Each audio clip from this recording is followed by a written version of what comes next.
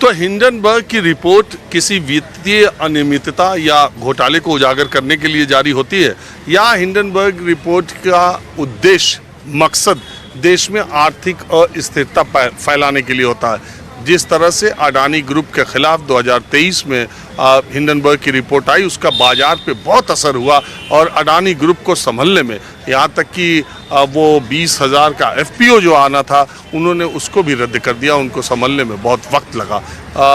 अब इस नई रिपोर्ट आने के बाद हालांकि जैसा सोचा गया था वैसा नुकसान तो नहीं हुआ, बाजार ने दृढ़ता दिखाई और लेकिन तब भी 7% शेयर गिरे।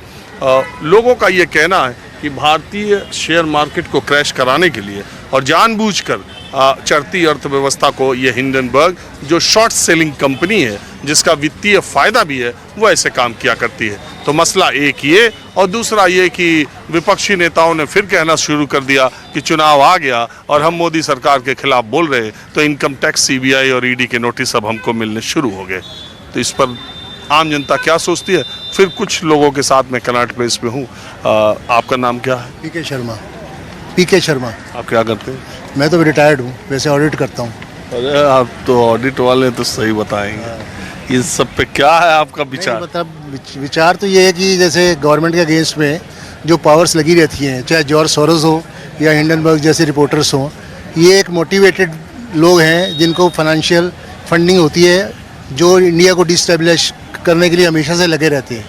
और इसमें ओपोजिशन पार्टीज जो हमेशा अपनी रोटी सेकने के लिए तत्पर रहती है या कहीं ना कहीं किसी तरीके से उसको इंस्टिगेट करती है। लेकिन एक बात बताइए, अगर इतनी एक रिपोर्ट आती और शेयर बाजार में इतनी उथल पुथल मचती है, इतना शेयर गिरने लगता है, सेबी जो कि बॉडी है जिसका काम है बाजार का रेगुलेशन देखना मार्केट का, वो उसके खिलाफ कोई जांच कोई चीज़ इनिशिएट नहीं करती है।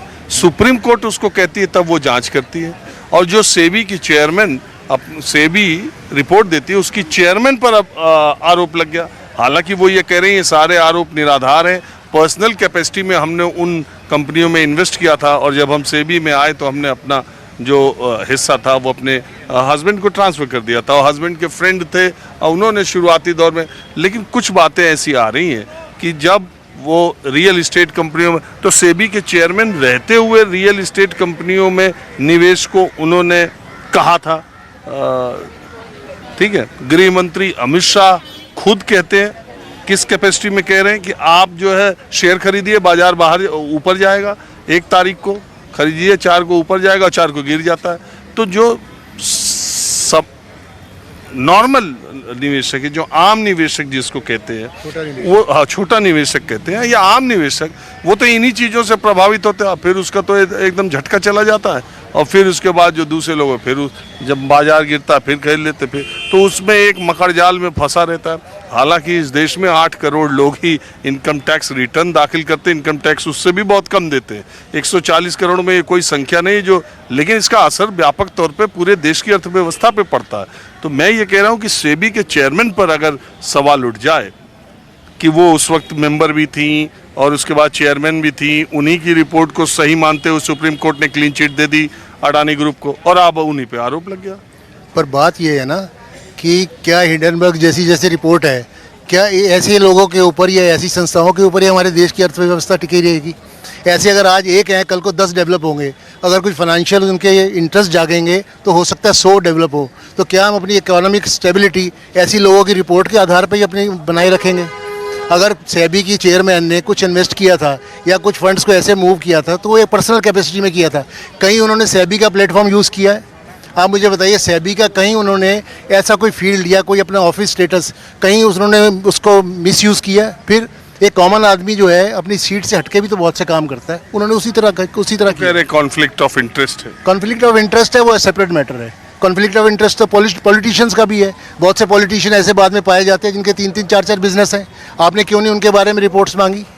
कितने पॉलिटिशियन ऐसे हैं माइनिंग में, अपने स्टेट के कई तरीके के बिजनेसेस में, होटल में, ये प्रॉपर्टीज़ में उनकी इन्वेस्टमेंट्स हैं, बेनामी इन्वेस्टमेंट है। आपने कितनी सर्च करवाई है? आप इंडिया में, हिंडनबर्ग को छोड़िए, आप इंडिया में एक इंडिपेंडेंट एजेंसी से टॉप पॉलिटिशियंस की आप इकोनॉमिक जो वो है इनकी इंटरेक्शंस हैं, जिसका मीडिया एक्सप्लोर नहीं करना चाहता या बोलना नहीं चाहता, आप उसके सर्वे करवा लीजिए, आपको 100 से ज़्यादा हर सिटी में आपको मिलेंगी ऐसी चीज़ें। तो इसमें हमारी अर्थव्यवस्था जो है ना खराब होनी चाहिए, जो भी है ये टेम्परेरी है। और एक ये मोटिवेटेड जो है मोदी जी को नीचे करने के लिए, मोदी जी को डिफेम करने के लिए एक मोटिवेटेड ये स्कोप चलाया जा रहा है, जिसका नेट रिजल्ट 1 महीने के बाद शून्य हो जाना है। आप क्या मानते हैं? मैं मानता हूँ सर कि ये जो हिंडनबर्ग है ये एक ऐसी संस्था है जो एंटी इंडिया है। मतलब उधर बांग्लादेश में भी बांग्लादेश, अभी यहाँ की बात करें बांग्लादेश, मैं दूसरी बात कर रहा हूँ। बांग्लादेश उधर डिस्टर्ब हुआ, इधर से ये इन्होंने ध्यान हटाने के लिए, लेकिन उसका कोई बहुत फर्क तो नहीं पड़ा मार्केट पे। पड़ा, लेकिन जितना संडे को एक्सपेक्ट किया जा रहा था कि क्रैश हो जाएगा, ऐसा तो नहीं कोई बहुत ज्यादा पड़ा है, नेगेटिव असर पड़ा है मतलब इस संस्था के खिलाफ कोई काम, कुछ एक्शन होना चाहिए हिंडनबर्ग के खिलाफ। हाँ जी, पहले भी जो है ना एक हर्षद मेहता स्कैम हुआ था और मेरे कुलीग को हार्ट अटैक हो गया था, क्योंकि उसने बहुत ज़्यादा इन्वेस्ट किया हुआ था शेयर्स में, बहुत ज़्यादा, और एकदम वो शेयर गिर गए। मतलब ये जो ह्यूमन फैक्टर है इसका, इसको देखना चाहिए। मैंने भी कई शेयर्स खरीदे थे और फिर आपका ठीक है ना क्या शेयर? मैंने वो शेयर दफना दिए, अब मैंने खरीदता ही नहीं, कभी नहीं खरीदता मैं। अरे दुनिया शेयर से इतना पैसा बना रही। दुनिया में जिनको नॉलेज है वो करते होंगे, मैं बंद कर दिए सब, क्योंकि ये मुझे कहना नहीं चाहिए। अच्छा, आपने